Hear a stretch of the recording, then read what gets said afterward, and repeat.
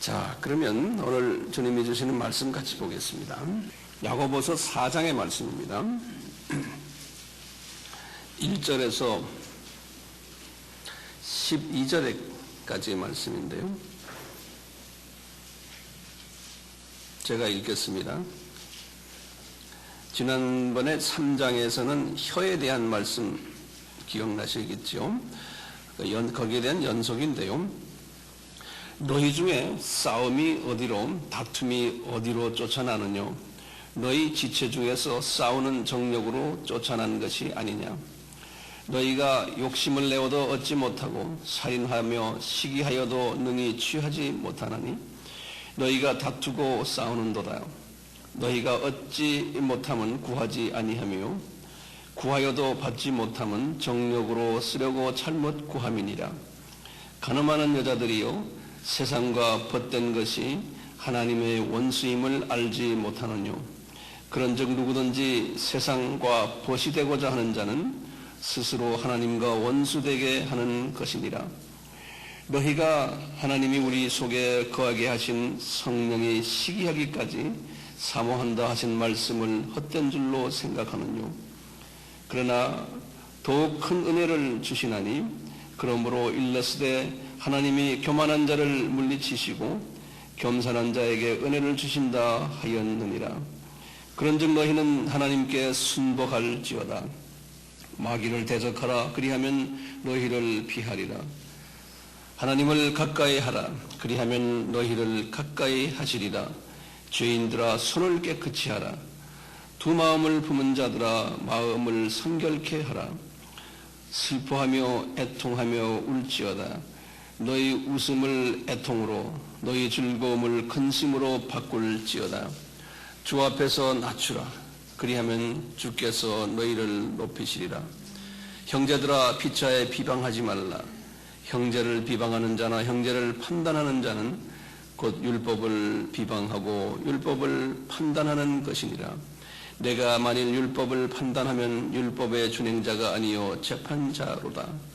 입법자와 재판자는 오직 하나이시니 능히 구원하기도 하시며 멸하기도 하시는 너는 누구간데 이웃을 하시느니라. 너는 누구간데 이웃을 판단하느냐. 여기까지만 보겠습니다. 말씀 이렇게 보면은 어렵게 이제 이해가 되는 부분들도 없지 않아 있는데요. 이 부분을 제가 천천히 하나하나 잘 정리를 해드리려고 그래요. 오늘은 다른 날도 그렇지만 이 야고보서의 이제 결론적인 부분에 해당되는 그러한 말씀들이거든요. 우리나라 기독교 역사가 이제 100년이 됐지 않습니까? 그동안에 괄목한 성장도 이제 많이 경험했는데요. 이러한 그 기독교의 성장이 기독교 역사상 굉장히 드문 현상이라고 전문가들은 이야기하고 있습니다. 특히 전 세계 50개의 그 대형 교회 중에 한국의 24개가 가지고 있어요. 이 조그마한 나라가요. 전 세계 대형 교회 50개를 이름이 쫙 나오는데 그 중에 제가 이렇게 보면은 24개가 우리나라에 있어요. 게다가 우리나라는 전 세계에서 새벽 기도를 하는 그러한 나라로서 정평이 나 있고요. 선교사도의 숫자도 미국이 지금 전 세계에 4만 6천 명 나가 있는데 한국이 1만 7천 명 정도로 미국의 다음으로 숫자가 많은 나라로 이렇게 발전돼 있습니다. 그런데 국내 사정은 좀 다른 거예요. 국내 사정은 우리 기독교인들이 그 비난의 대상이 되고 지탄의 대상이 되고 그 안티 기독교가 우리 주변에서 많이 일어나고 있어요. 왜 그럴까요? 라고 이제 물어보면 많은 전문가들이 이렇게 말해요. 한국의 기독교는 세속화되어 버렸다. 물량화되어 버렸다. 성장 위주로 달려가고 있다. 또는 성공 위주로 달려가고 있다. 과시적이고 외식화된 기독교로 변질되었다. 또는 양적 팽창을 위해서만 달려가고 있다. 다른 말로 표현하면 질적으로 많이 저하되었다는 거예요. 그래서 이런 상황 속에서 우리나라 교회를 들여다보면은 그 안에 이제 다툼이 많고 교권이 강하고 금권이 강하고 경쟁과 분리 이런 모습들이 이곳저곳에서 보이는 것이 나만이 아닐 줄 믿습니다. 이런 그 모습이 꼭 한국 교회만 있을까요? 그렇지 않아요. 전 세계에 미국 교회나 영국 교회 말할 것도 없고요. 제3세계의 가난한 나라의 교회들 가도 우리가 가지고 있는 이 문제점들을 다 안고 있어요. 그리고 과거 2000년 기독교 역사 속에서도 교회들의 문제점이 이런 부분에서 지적이 되어 왔었어요. 그뿐 아니라 1세기 때에 사도 바울이 개척했던 교회들도 베드로가 개척했던 교회들도 다 이 문제들을 가지고 있었어요. 그래서 바울이 편지를 냈던 그 자기가 개척한 교회에 냈던 그 편지들의 내용을 보면 다 이런 문제들을 다루고 있어요. 나중에 우리 계시록 2장과 3장에 보면 아시아의 7교회들 바울이 다 개척한 교회들인데 7교회 중에 2교회만 칭찬받고 5교회들은 다 이런 문제 때문에 꾸중을 받았어요. 오늘 이 야고보에서도 마찬가지입니다. 야고보가 자기 예루살렘 교회 출신들이 핍박 때문에 흩어져서 지금 이 터키 지방과 시리아 지방에 흩어져 있는 이 12지파들 이분들 사이에서도 이 문제가 대두되고 오늘 본문 속에 보면은 똑같은 우리가 겪고 있는 그 문제들을 야고보가 지적을 하고 있어요. 그러니까 이게 남의 이야기가 아니고 또 옛날 이야기가 아니고 1세기 이야기가 아니고 오늘날 우리에게도 있는 이야기예요. 그러니까 하나님의 말씀이 이 말씀이 우리에게 적용될 수밖에 없어요. 오늘 지금 4장에서 나오는 제일 큰 이슈가 뭐냐면요. 거기 4장 성서를 한번 열어보세요. 열어보시면 너희 중에 뭐가 있다고 그랬어요? 싸움과 다툼이 있다는 거기다 줄을 그어놓으세요. 이 싸움과 다툼이 있다는 거예요. 이것은 1절 보세요. 어디에서 난다고 그랬어요? 너희 지체 중에 싸우는 정력으로 난 것이라는 거예요. 이 말은 무슨 말이냐면 내 속에 내 하트 속에 이 싸우려고 하는 싸우는 성품들이 내 하트 속에 숨겨져 있다는 거예요. 예. 이게 쓴뿌리라고 그러지 않습니까? 예. 이런 것이 다 깊이 들어있다는 거예요. 그래서 결과가 어떻게 되냐면요. 그 3장 지난번에 보시면 14절에 보시면 3장 14절에도 줄을 걸었어요. 너희 마음속에 독한 시기와 다툼이 있어 그렇다는 거예요. 예. 내 속에 우리 마음속에 이 시기, 질투죠. 그 다음에 다툼이란 말을 썼는데요. 이 다툼이란 말이 영어로는 selfish ambition 그랬어요. selfish ambition. 그러니까 self란 건 우리 커피 먹을 때 self 그러죠. 나란 소리예요. ambition이란 말이 뭐예요? 욕망. 예. 그러니까 나를 위한 욕망이에요. 다시 말하면 강한 이기주의, 자기 욕심이 딱 도드러 있는 거예요. 내 속에. 예. 요거를 건드려 놓으면 다툼이 있고 싸움이 있고 그렇다는 거예요. 근데 우리 크리스천들이 이것이 있다는 거예요. 이 쓴뿌리가. 그러니까 인격의 변화가 없고요. 이 쓴뿌리가 이 12지파들, 크리스천들 속에 있다는 거예요. 우리에게도 있죠. 정도 차이는 있지만 우리에게도 있어요. 그래서 1장에서부터요, 야고보서 1장에서부터 2장, 3장까지 저희들이 지금 공부했는데 1장에서 보면 어떤 이야기들이 나오냐면요, 1장에서 보면 우리 페이라스모스라는 이야기 나왔죠. 그 다음에 뭐가 더 페이라조라는 이야기 나왔죠. 그렇죠? 기억나시죠? 이 12지파 속에 어떤 그룹이 서로가 이거 싸움을 하냐면요, 가난한 사람들하고 가난한 크리스천들하고 부자 크리스천과의 사이에서 일어나는 이 다툼이, 돈이 좀 있는 사람과 없는 사람이요. 이 부자들이 갖고 있는 문제점이 있고요, 또 이 가난한 사람들이 가지고 있는 문제점들이 있어요. 첫째, 거기 보면요, 이 가난한 사람들은 어떤 생각을 하느냐면요, 내가 부자처럼 되려고 마음속에서 많이 싸움하고 고민한다는 거예요. 그래서 욕심이 이 안에 있다는 거예요. 내가 부자처럼 돼야 되겠는. 그래서 페이라조를 썼어요.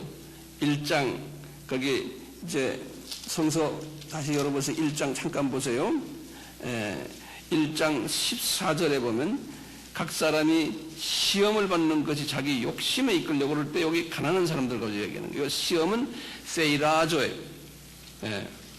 돈 많이 벌어서 부자가 돼가지고 하나님 일 좀 하고 싶다는 이런 생각이에요. 그래서 돈 있는 사람들에 대한 질투심이 있는 거예요.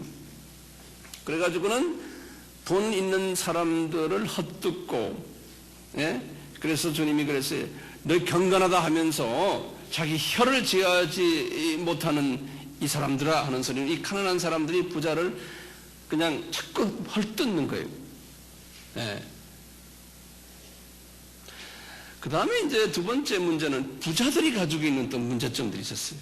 1장의 그 27절에 보면요, 이 부자들은요, 고아나 과부들을 돌보지 않는 거예요. 다들 자기 속에 있는 셀프 앰비션이 있어가지고 돈은 있는데 그 돈을 고아나 과부들, 이 가난한 사람들을 위해 쓰질 않는 거예요. 그 다음에 2장에 들어와서 이 부자들이 사람을 볼 때 외모로 보는 거예요. 저 사람 돈 있어 보이는구나, 우리 그룹이구나, 괜찮구나, 그러면은 영접하고, 좀 가난해 보이거나 처진 사람들은 우습게 알고, 이 부자들이 가졌던 문제들을 2장에서 다뤄요. 그래서 이제 성령님이 야고보를 통해서 하시는 말씀이, 이 부자들아, 너희들은 행함이 없는 믿음을 가지고 있구나 그랬죠? 그 믿음은 무슨 믿음이라고요? 죽은 믿음이다 그렇게 했어요. 행함이 없는 믿음은 죽은 믿음이다. 그래서 우리가 지난 시간에 이제 3장의 이야기, 3장에서는 이 혀가 큰 능력을 가지고 있는데, 조그만 혀가, 기억나시죠? 이 말에 뭐라고 그랬어요? 자갈. 그 다음에 큰 배의 키. 그 다음에 산불을 일으키는 조그마한 불씨. 이것이 혀라고 그랬지 않습니까? 이 혀가요, 많은 사람에게 독을 뿜어낸다는 거예요. 그래서 이 가난한 사람들이 부자들에게 이렇게 독을 뿜어내가지고 이 부자들이 많이 상처를 입는다는 거예요. 이 속에 있는 속사람이 변하지 않았기 때문에 그렇다는 거예요. 자, 이런 이야기로 쭉 이제 3장으로 나가다가요, 이제 4장 오늘 말씀에, 4장 오늘 말씀에 하시는 말씀이, 너희 중에 싸움이 어디로 나고 다툼이 어디서 나느냐, 이제 이 이야기로 지금 이제 계속되는 거예요. 자, 이렇게 말씀하시는 거예요. 그러면서 그래요. 싸우려고 하는 욕망이 네 속에 있기 때문에 그렇다는 거예요. 네, 그러면서 하시는 말씀이, 어떤 때는 이 심지어는 사람을 질투가 나가지고 살인하고 싶은 마음까지도 있는 이러한 마음을 가지고서 너희들이 지금 서로 싸움하고 있다는 거예요. 그런데 야고보가 이렇게 말씀하세요. 이런 문제들이 교회에 있는데 이 싸워서 해결되는 것이 아니라는 거예요. 싸워서 싸우는 이유가 뭡니까? 문제를 해결하려고 싸우는 거 아니에요. 예? 자기 의견이 맞다 그러고 싸워서 문제를 해결하는 게 아니라는 거예요. 그 다음에 이제 쭉 본문을 보면 그랬어요. 너희들이 3절에 보면 구하여도 받지 못하면 정력으로 쓰려 구함이라는 거예요. 잘못 구하. 다시 말하면 이 문제를 해결하려고요. 기도를 많이 하는 거예요. 기도를. 교회 문제가 있을 때 기도하잖아요.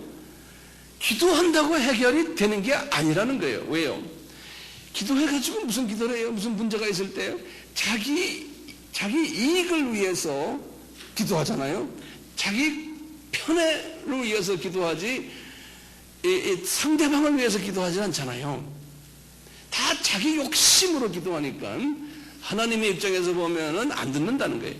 그러니까 문제는 뭐예요? 기도 많이 해서 문제 해결하는 게 아니에요.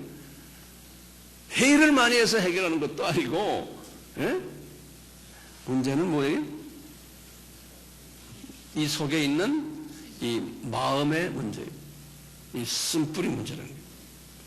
그러니까 우리가요, 기도해서 해결한다. 기도하자.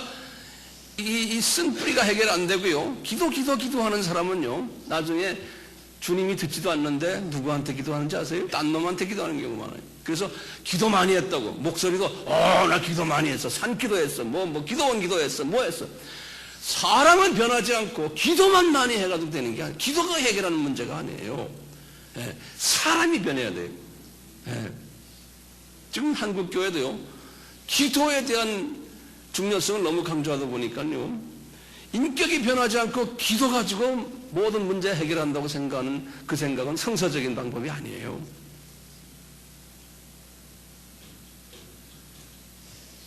그렇다고 기도를 하지 말라는 게 아니에요. 기도할 때 기도하는 거기에 대한 우선순위가 있어요.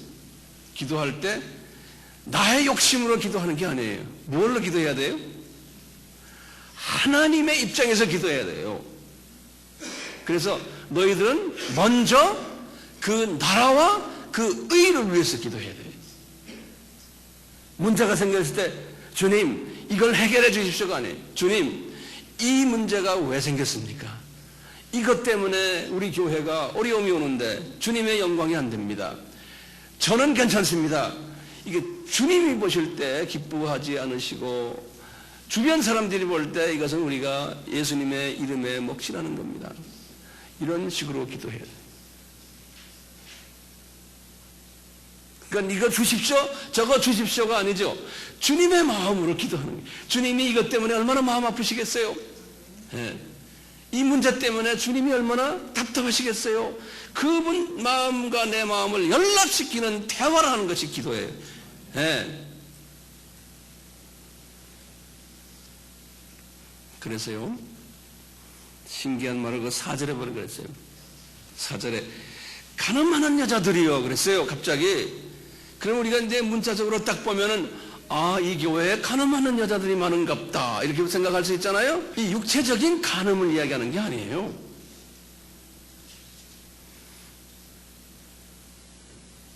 육체적인 간음을 이야기하는 게 아니에요.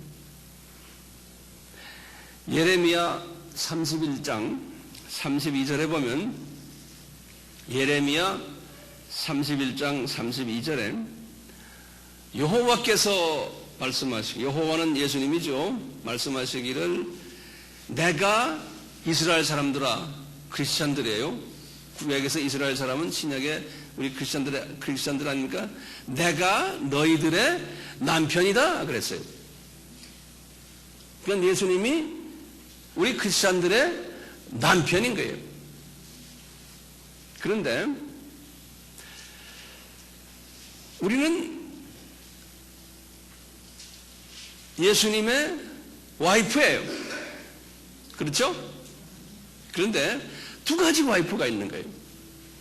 한 가지 와이프는 남편만 섬기는, 아주 영어로는 faithful wife라고 그래요. 남편만 섬기는, 딴 남자 안 섬기는 이러한 와이프가 있냐면요, 남편 여기다 두고 딴 남자와 관계를 맺는 여자들이 많다는 거예요. 부인이. 영적으로 보면은 예수님만 섬기는 사람이 있어야 되거든요. 그런 사람들은 간음하는 여자들이 아니에요. 예수님만 섬긴다는 게 뭐예요? 예수님이 가장 원한 게 뭐예요? 이스라엘 사람들과 결혼 계약을 했거든요. 우리 크리스천들과 계약할 때 너희들은 지상 뭐예요? 계명을 지켜라는 거예요. 예? 그 다음에 신약에 와서 지상 명령을 지켜라는 거예요. 이 계약이에요. 부부간의 계약이에요. 지상 명령을 잘 지켜야 돼요. 지상 계명을 그 전에 지켜야 돼요. 그러니까 우상을 섬기면 안 돼요. 이 수직적인 관계가 똑바로 돼야 되고 그 다음에 수평적인 관계가 잘 돼야 되거든요. 이것을 잘하는 사람들을 보고 내 사랑하는 와이프야 그러는 거예요. 근데 지금 이런 문제를 지금 생각하면서요, 그렇지 않은 크리스천들 보고 간음하는 여자들이요 그랬어요. 아시겠어요? 영적 간음하는 여자들이요. 원어를 보면 말이죠, 모이카리데스라는 말을 썼는데 모이카리데스예요.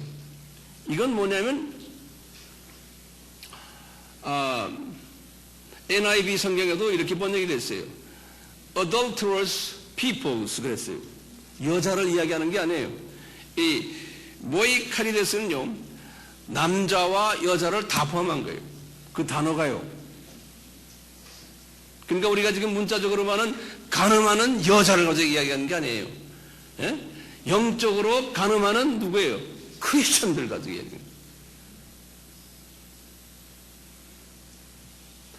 영적으로 간음했다는 것이 무슨 말이에요?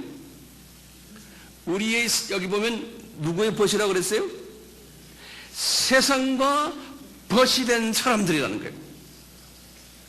크리스천들인데 세상을 더 좋아하는 사람들이, 이 세상을, 저 세상에 대해서는 관심이 없는 사람들이 크리스천들인데, 이 세상에 관심이 많기 때문에 우리 1장에서도 보면 서로 다투는 거예요.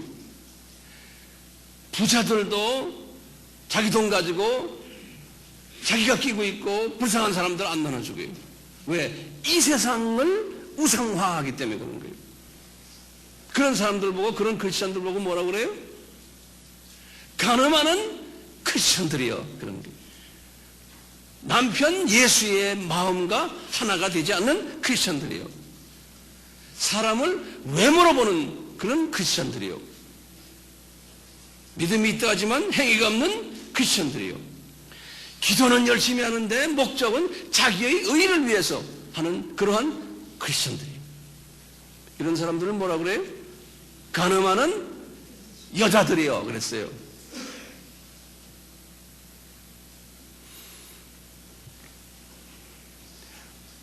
육 절에 보세요. 그러나 더욱 큰 은혜를 주시나니 그러므로 일렀으되 하나님이 교만한 자를 물리치시고 겸손한 자에게 은혜를 주신다 하였느니라. 여기서부터 상당히 중요한 개념이에요. 이런 간음하는 크리스천들 보고 다른 표현으로 교만한 크리스천이라고 그랬어요. 이거 잊지 마세요. 예? 교만이라는 게 목에다 힘주고 이런 의미에서 교만이 아니에요. 하나님의 입장에서 볼 때 하나님의 말씀을 순종하지 않는 크리스천들을 교만한 크리스천이라고 그랬어요. 겸손한 크리스천은 그 반대죠. 교만한 크리스천들이. 이 교만한 크리스천들은요, 거기 8절에 보면 그랬어요. 너희들이 두 마음을 섬기는 거예요. 두 마음. 두 마음을 가지고 있다고 지난번 우리가 3장에서 그랬죠. 이 쓴뿌리가 있는 사람은 어떻게 해요? 한 입으로는 예수님을 찬양하고 한 입으로는 저주하고 그랬죠? 단물도 나오고 쓴물도 나오고 그랬죠? 무화과 나무인데 올리브 감람 열매가 맺어지겠느냐? 아니죠. 그렇죠. 포도나무인데 무화과 열매가 맺어지는 것은 이게 아니잖아요. 근데 그렇게 한다는 거예요. 짠물과 단물, 이게 막 동시에 막 나온다는 거예요. 그러니까 이 속에 두 개가 있다는 거예요. 마음이. 그래서 교만한 자들을 두 마음 품은 자들이라고 또 해석하세요. 자, 그래서 제가 지금 여러 단어를 줍니다. 첫째는 가늠하는 크리스천들이요. 그렇죠? 그 다음에 뭐 있어, 단어가 또? 그 다음에 뭐죠? 교만한 크리스천들이요. 그 다음에 또 뭐 있어요? 두 마음 품은 크리스천들이요. 예.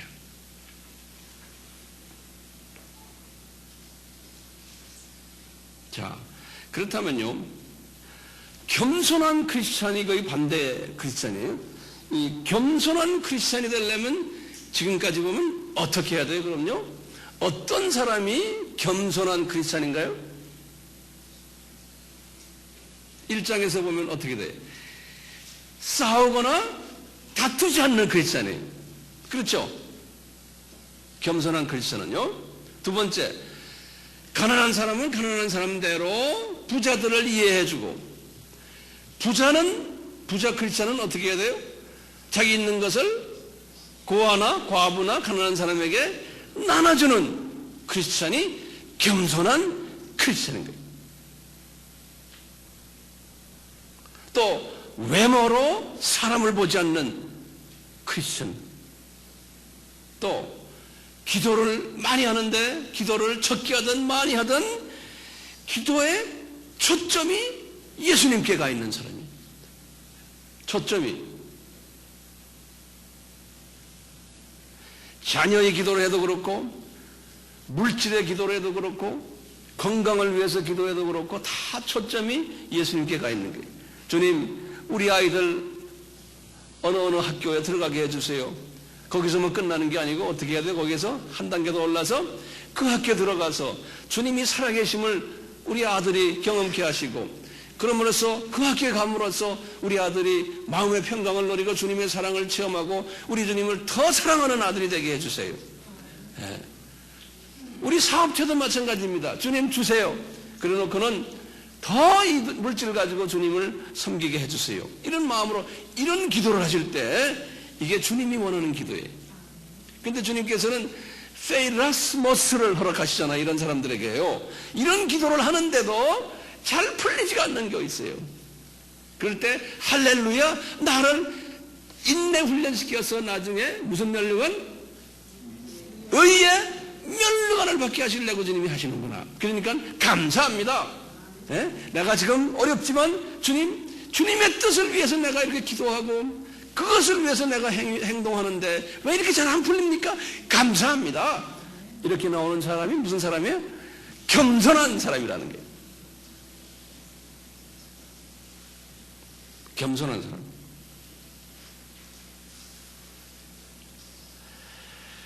자, 이제 7절부터 보시면 이 겸손한 자가 되려면은 어떻게 해야 되나를 자세하게 구체적으로 설명해 주겠어요. 7절부터. 그런즉 하면서 이제 보세요. 너희는 하나님께 순종할지어다 그랬어요. 첫째, 겸손한 사람이 되려면 영어로는 submit라는 것은 내가 순종한다는 거예요. 뭐에 대해서 순종하는 거예요? 막연히 하나님께 순종한다, 이게 막연한 게 아니잖아요. 구체적으로 뭡니까? 지상 계명을, 왜 지상 계명이 그렇게 중요한가요? 예수님이 마태복음 22장 37절에 뭐라고 그랬어요? 이 지상 계명 중에 첫째 계명이 가장 크고 가장 퍼스트가 되는 계명이라고 그랬거든요. 하나님을 사랑하는 거예요. 우상 섬기지 않는 거예요. 이 세상을 섬기지 않는 거예요. 그런 사람이 되려면은 이 겸손한 자가 되는데, 이 겸손한 자가 되려면 제일 먼저 조건이 하나님께 복종하라는 거예요. 이게 첫째예요. 그 다음에 성서를 다시 보세요. 7장에 복종하라. 그 다음에 뭐예요? 마귀를 대적하라. 그리하면 너희를 피하리라. 두 번째 조건은 뭐냐면요, 영적으로 깨어있으라는 거예요. 이 마귀를 하나님께서 허락하셔가지고 나를 공격하게 하고 이 세상을 또 공격하게 허락하셨기 때문에 그 영적 그 하나님이 쓰시는 도구를 알고서 필요할 때마다 내 이름을 가지고 예수님의 이름으로 대적하라는 거예요. 네. 첫째가 뭐였어요? 이 겸손한 자가 되려면 하나님께 순복하라. 두 번째는 영적으로 깨워서 마귀를 대적하라는 거예요. 그 다음에 또 세 번째 뭐예요? 답이 다 성서에 다 있어요. 그 다음에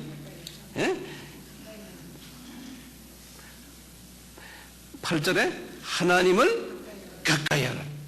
여기 세 번째, 하나님을 가까이 한다는 말이 뭡니까? 하나님을 가까이 하라. 영어로 그래서 come near to God. 그래서 하나님 가까이로 오르라는 거예요. 하나님 가까이 하는 건 이거예요. 제가 다 그동안에 말한 걸 정리해 드리는 거예요. 하나님을 가까이 하려면 제일 먼저 첫째, 내 속에 있는 분유마와 내가 매일 대화하는 거예요. 그렇죠? 그 다음에 두 번째가 뭐예요?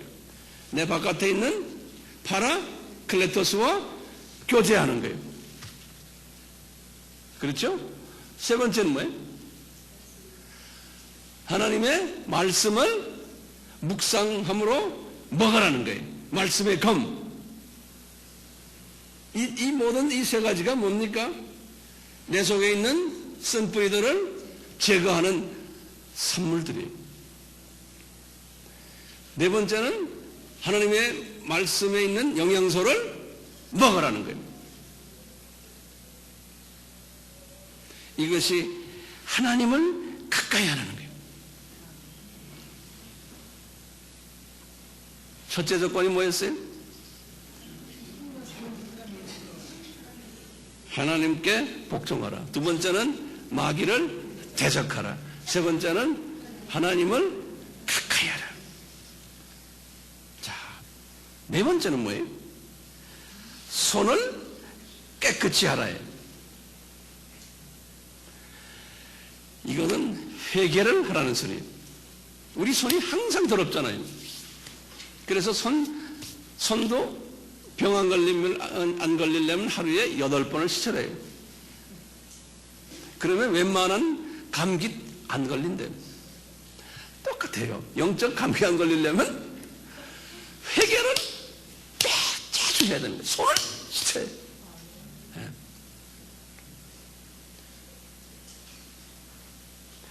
그 다음에 뭐예요?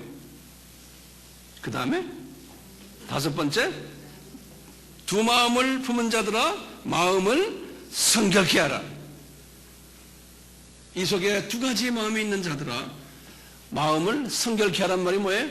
우리의 하트를 순수하게, 영어로는 purify, pure란 말 알죠? 그걸 동사로 purify 그랬어요. 예? 마음을 성결케 하라. 다시 말하면 쓴뿌리들을 하나하나 슬슬슬 뽑아내라, 그런 소리예요. 다시 봅시다. 뭐죠? 이거 한번 해가지고는 안 돼요. 처음에 하나님께 복종하라는 말이 무슨 뜻인지 알겠죠? 두 번째, 마귀를 대적하고. 세 번째, 하나님을 가까이 하는 거예요. 그게 뭔지 알죠? 그 다음에 네 번째, 손을 깨끗게 하라는 거예요. 네. 그러면은요, 여기 이제 9절부터 나오는데요. 어떻게 이렇게 하나가 나와요? 어떻게? 9절에 보시면 슬퍼하며 애통하며 울지어다. 너희 웃음을 애통으로, 너희 즐거움을 근심으로 바꿀지어다 그랬어요. 주 앞에서 낮추라. 그리하면 주께서 너희를 높이시리라. 이 말이 무슨 말인지 아세요? 이 말은 뭐냐면, 복 있는 자는 어떻게 해요? 마음이 가난한 자. 그렇죠? 여기 마음이 가난해지라는 거예요. 예? 그래서 내 마음에 보세요. 슬퍼하며 애통하며 울지어다. 너희 웃음을 애통으로 바꿔라는 거예요. 세상의 눈으로 보면 다 웃음이 좋아요. 그런데 영의 눈으로 볼 때는 애통한 거예요. 내 속에 더러운 게 있기 때문에. 근데 세상의 눈으로 볼 때는 내 속에 더러운 것을 보지 못하니까 보이는 걸 가지고 좋아하는 거예요. 그냥 신앙생활을 기뻐하는. 그런데 속이 더블 마인드가 있는 거예요. 그러니까 영의 눈을 가지고서 이 속에 더러운 것을 보면서 이것 때문에 애통하라는 거예요. 가난한 마음을 가지고 애통하라는 거예요. 우리 팔복의 첫 번째와 두 번째의 말씀이에요.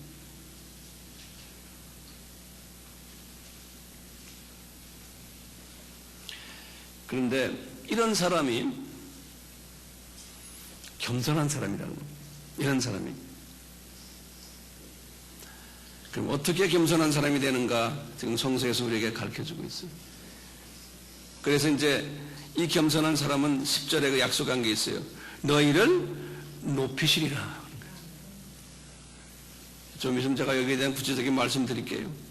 그리고는 겸손한 사람들은 3석에서 11절과 12절에 보면 그랬어요. 이 겸손한 사람은 남을 비판하지 않고 판단하지 않게 된다는 거예요. 불쌍히 여기는 마음이 있고요. 자, 그러면 나나 여러분들, 우리의 소원이 겸손한 사람이 되는 것이 소원이죠. 저는 우리 아미의 공동체 우리 멤버들이 다가 겸손한 사람이 되는 그러한 사람이 됐으면 너무나 좋겠고 저의 바람이 오늘 이 설교를 제가 하면서도 이 마음이 내 소원에 깊이 들어가 있어요. 자, 그렇다면 줄을 바꿔서요. 겸손한 자에게 주시는 하나님의 복된 약속들이 있어요. 그 약속들을 몇 가지 제가 꼭 드릴게요. 첫째, 그 약속은요. 지금 야고보서 4장 6절에서 뭐라고 그랬어요? 그러나 더욱 큰 은혜를 주시나니 그러므로 일렀을 때 하나님이 교만한 자를 물리치시고 겸손한 자에게 은혜를 주신다 했느니라. 이 말씀이 굉장히 우리에게 힘을 주는 말씀이에요. 이 야고보가 이 말씀을요 성서에서요 야고보도 한번 이런 말했고요. 이게 어디에서 나오는 말씀이냐면 잠언 3장 34절에 나오는 말씀이에요. 잠언 3장 34절에 솔로몬이 하신 말씀인데 이 말씀을 야고보가 지금 야고보서 4장 6절에서 인용하고요. 그리고는 베드로가 또 인용했어요. 베드로전서 5장 5절에서요. 요 말씀을요. 요 말씀이 뭐냐면 겸손한 자에게 뭐예요? 은혜를 베푸신다는 거예요. 겸손한 자가 어떤 사람인지 아까 우리가 이야기했죠. 이런 사람에게 은혜를 베푸신다는 거예요. 그런데 교만한 자를 대적하신다고 그랬어요. 그 대적한다는 말 영어로는 oppose란 건 oppose 한국말로 대적한다. 다시 말하면요, 교만한 자들에게는 이 은혜를 베푸지 않으신다는 거예요. 은혜를 이 겸손한 자들에게 은혜를 베푸시는데 은혜라는 말이 뭡니까? 은혜라는 말을 가톨릭에서는 은총이라는 말을 써요. 영어로 grace. 그런데요, 이 은혜라는 말이 또 무슨 뜻이 있냐면 favor. 다시 말하면 호의를 베푸시는 거예요. 호의. 이 은혜라는 그 자체가 카리스라는 그 자체가요 free gift라는 뜻이거든요. 무료 선물이에요. 무료 선물이라는 건 뭐냐면 나의 행위를 보고 하는 것이 아니고 하나님이 일방적으로 나에게 이쁘다고 그냥 호의를 베풀고 그냥 주는 거예요. 그게 은혜예요. 예. 나나 여러분이요 이 은혜를 받은 사람이 되면은, 이게 은총을 받은 사람이 되면요, 엄청난 복이 있는 사람이에요. 근데 주님이 아무나 주는 게 아니고, 요 교만하지 않은 무슨 사람이? 겸손한 사람에게 요 은혜를 베푸시겠다는 거예요. 겸손한 사람에게. 똑똑해서가 아니에요. 성서에서 아브라함이나 모세나 엘리야나 엘리사나 다윗 왕이나 솔로몬이나 베드로나 바울이나 이런 사람들이 다가 요 은혜를 받았어요. 하나님 앞에 은총을 받은 사람들이에요. 특별히 은총 받은 사람들이에요. 자기네가 잘나서가 아니에요. 요 주님께만 초점을 맞추고 있으니까 은총을 내려줍니다. 은총을 받아놓으면요, 내가 웬만한 죄를 져도요 다 괜찮아 그러세요. 이쁜데요. 네? 이 큰 줄기가 예수님한테 딱 가 있으면요, 지상 명령에 딱 가 있으면요, 차질구레한 것들은 괜찮아 그러세요. 그러니까 자비를 베푸세요. 그래서 바울은 항상 그러죠. 항상 그분의 편지의 시작과 마지막에 뭐라고 그래요? 그리스도의, 예수님의 은혜와 평강과 나중에 가서는 자비와 그것이 너희들에게 있을지어다 그래요. 이건 특별한 크리스천들에게만 있는 거예요. 그건 웬만해서 실수하고 오늘도 또 죄를 짓고 이래도 주님이 괜찮아 그래요. 이런 사람 될래요? 괜찮아 이뻐 그래요. 기도 안 해도 괜찮아요. 기도 많이 한다고 해서 은혜 받는 게 아니에요. 내 마음이 어디가 있냐가 중요한 거예요. 내 마음이. 예. 이 기도 많이 하면 다 해결된다. 이거 기복신앙이에요. 불교에서나 타종교에서 그래요. 우리 기독교는 은혜의 종교예요. 내가 기도를 많이 하니까 사랑받는다. No! 아니에요. 기도하지 마세요. 사람이 변하세요. 사람이. 예. 기도에 대한 부담을 갖지 마세요. 내가 어떤 사람이냐가 더 중요한 거예요. 기도라는 건 꼭 입만 열어서가 기도가 아니에요. 에베소서 3장 19절에 보면 네 마음에 생각하는 것도 기도라고 그랬어요. 네. 묵상을 혼자서 가만히 생각하는 거예요.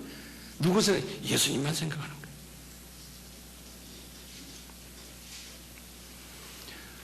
이 은혜를 받은 사람은 뭐가 있어요?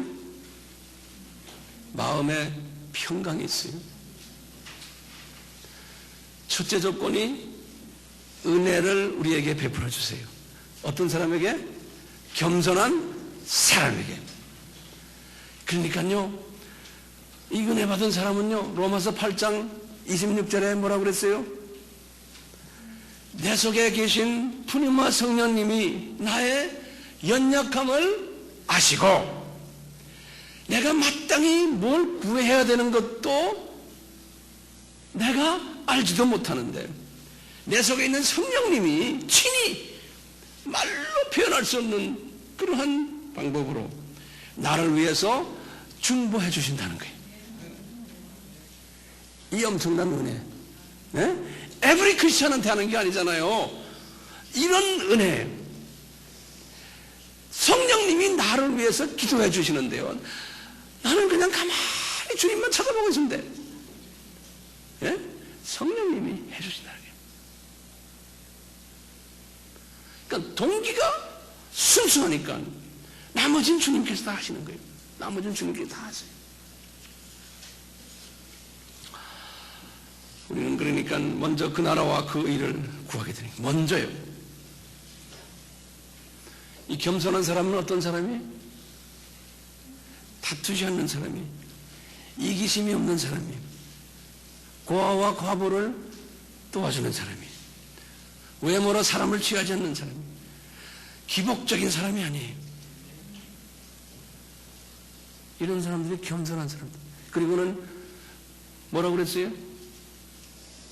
하나님께 복종하고 또 마귀를 대적하고 그 다음에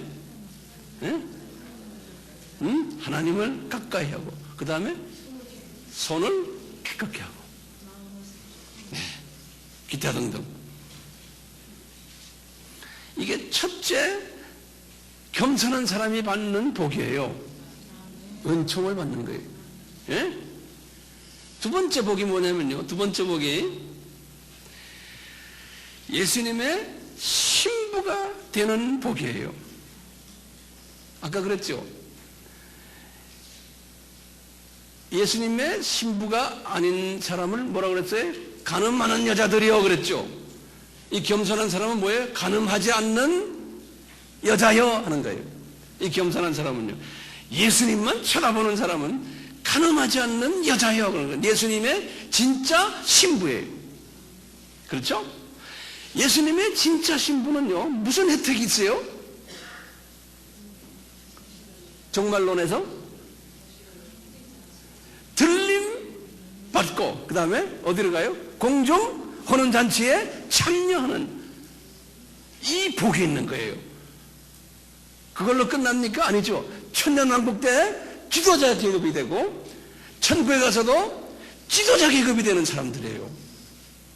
요 겸손한 사람들은요,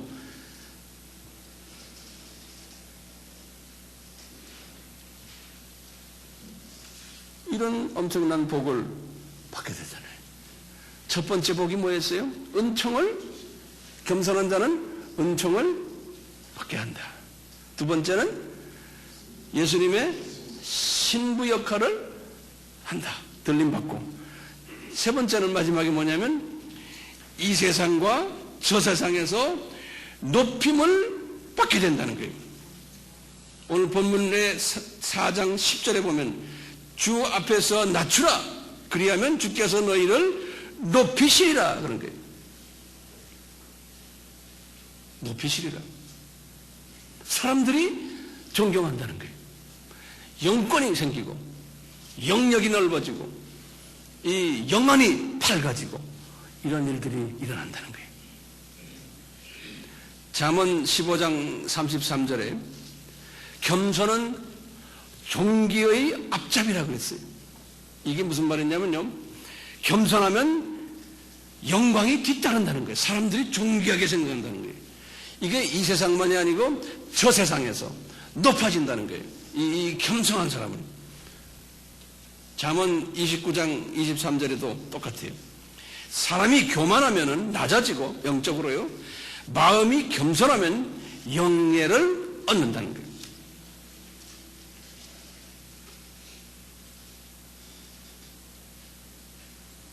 자, 그러면요, 교만한 자가 받는 또 열매들이 있어요.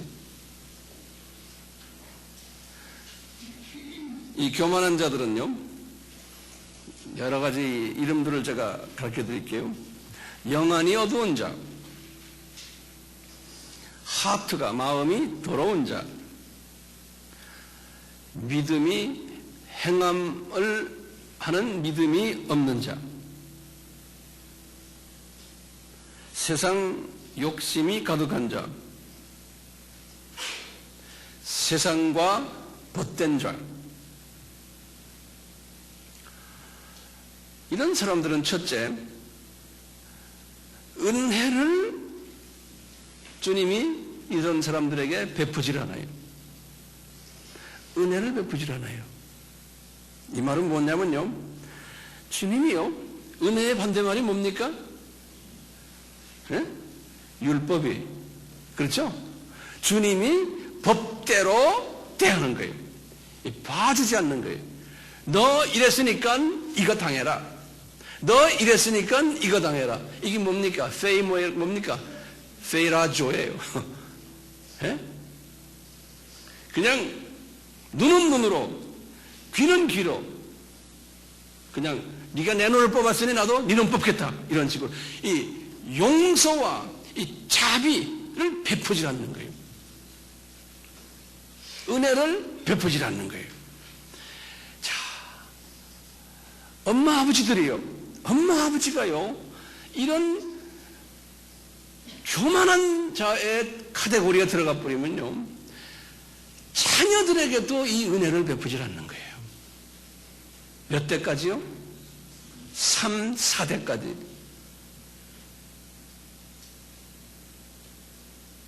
자녀들 하나님의 은혜를 받게 만들려면 내가 은혜를 받는 사람이 돼야 돼.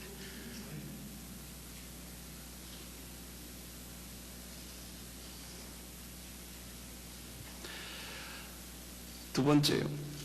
이 교만한 자들이 받는 열매가 진정한 하나님의 은혜를 경험하지 못해요.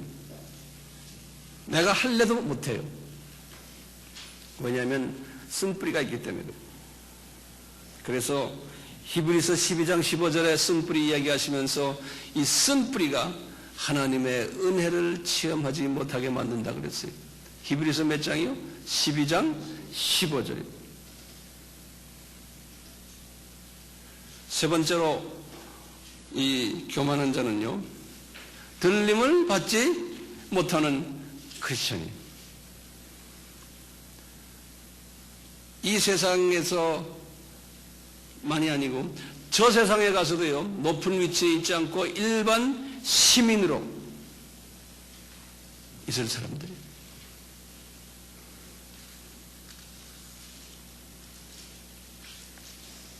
자, 제가 이제 결론적인 말씀을 드리게요. 우리가 지금 교회 다니는 목적이 뭡니까? 뭐 딴 교회는 모르겠어요. 우리 지금 아미 우리 식구들이요. 우리가 지금 아바 공부를 왜 합니까? 우리 아미 비전 스쿨은 왜 합니까? 네? 은혜 받는 크리스천들이 되기 위해서요. 다시 말하면 겸손한 크리스천들이 되기 위한 하나의 과정이, 하나의 도구들이에요.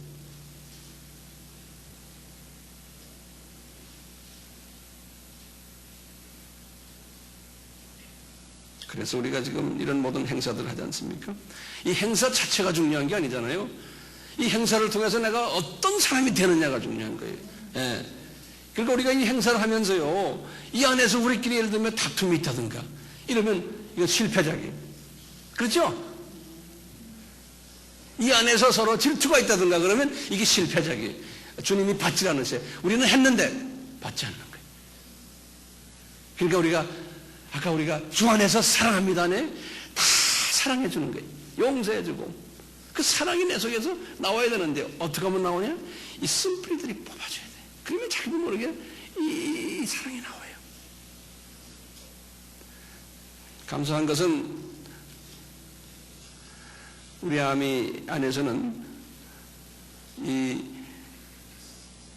주님께서 이렇게 주신 이 귀한 이 비밀의 이 말씀들을 그대로 우리가 배워서 그대로 하늘나라에 가서 그대로 우리가 이런 복을 받을 수 있는 사람들이 그런 사람들이 모여 있는 것 같아요.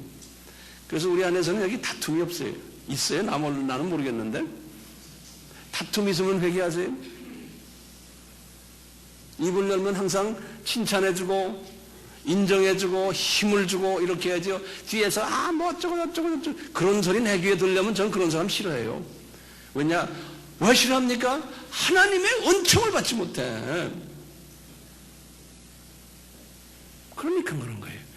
주님의 은총을 받으시려면요, 모든 사람을 다 안아주고. 이것이 힘들잖아요. 그러니까 그 방법 있죠? 그 방법대로 계속 하는 거예요. 자기도 모르게요. 내 마음이 넓어지고 모든 사람을 안아주게 되고 모든 사람이 사랑스럽게 보이고 그러니까 사람들이 나를 좋아하는 거예요.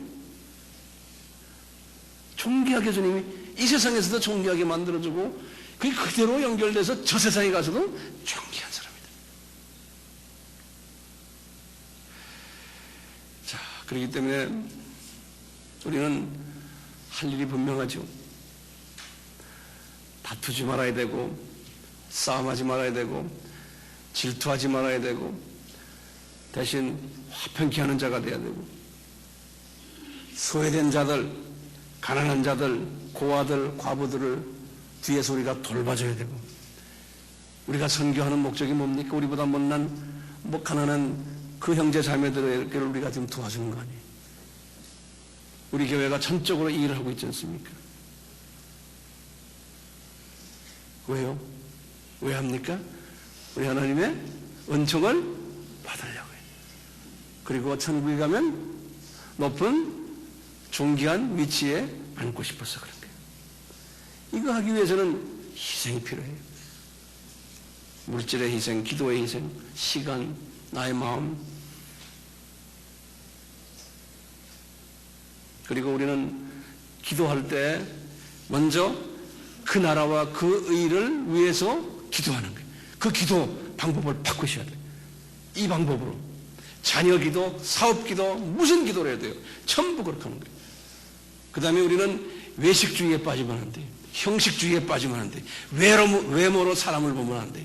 그 사람의 심정을 봐야 되는 거예요. 이 은혜를 받지 못한 사람은 사람을 자꾸 외모로 보는 거예요. 이렇게 되면 우리의 시각이 이 세상 시각에서 저 세상 시각으로 바뀌면서요, 우리의 세계관이 변하는 거예요. 이 세상에도 보는 눈, 가치관이 변해요.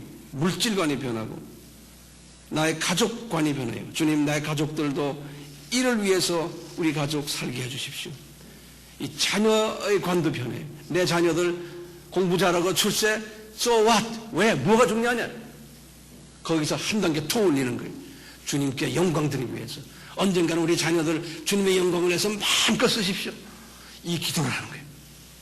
이 출세관도 달라지는 거예요. 직업관도 달라지고 신앙관, 교회관도 달라지는 거예요. 모든 이 사고의 변화가 오는 거예요.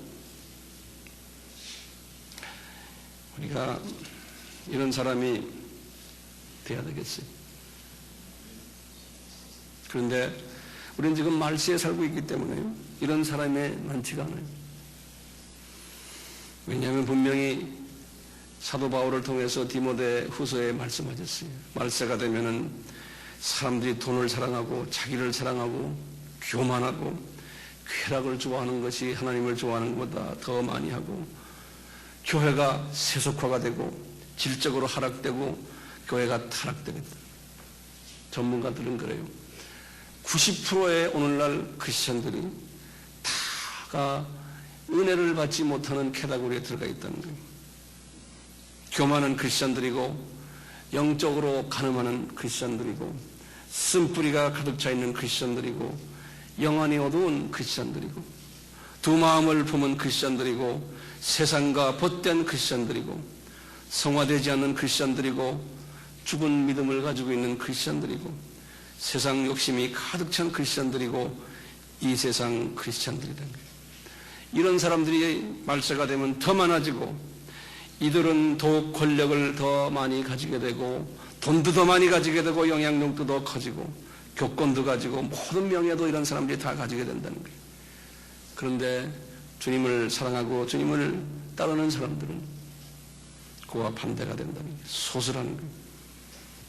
그래서 주님이 마태복음 24장 9절부터 말세에 일어날 일들 중에 이런 얘기가 됐어요. 제자들에게 너희들은 그때 사람들이 너희들을 환난에 넘겨주고 너희를 죽일 것이며 또한 너희가 내 이름 때문에 예수님의 순수한 복음을 전하는 그것 때문에 모든 민족에게서 미움을 받으리라. 그렇지만 그 가운데서 너희들은 마태복음 24장 14절에 주님이 그랬어요. 너희들은 미전도 족속에게 이런 환경 속에서도 열심히 복음을 전했어요. 이 복음이 모든 족속에게 가리니 그때서야 끝이 오리라. 그랬어요. 우리가 할 일은 미전도 족속들에게 복음을 전하는 일입니다. 우리는 조그마한 그룹이에요. 그렇지만 주님께서는 이 조그마한 사람들을 사용하세요. 우리는 세속화되지 말고 핍박을 감수하고 겸손한 사람이 되어 매일 주님 앞에 은혜를 사모하고 예수님의 신부로서 우리는 이 세상만이 아니고 저 세상에서 존귀한 존재가 된다는 것을 믿고 소망을 가지고 하루하루 사는 우리 모두가 되기를 예수님의 이름으로 축원합니다. 아멘.